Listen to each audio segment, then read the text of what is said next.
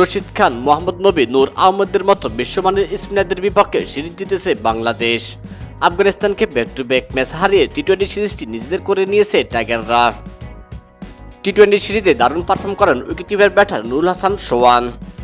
Back to back ম্যাচে game চেঞ্জারের পুরস্কার পান তিনি। প্রথম ম্যাচে 13 বলে 23 ও দ্বিতীয় ম্যাচে 21 বলে 31 রান করেন সোহান। সিরিজ জয়ের পর নুরুল হাসান সোহান প্রেস কনফারেন্সে বলেন, আমরা হয়তো সেরা দল নয় কিংবা দ্বিতীয় সেরা দলও না, তবে আমরা যখন দেশের হয়ে খেলি তখন আমরা বিশ্বের যে কোনো সেরা দলকে হারাতে প্রস্তুত থাকি।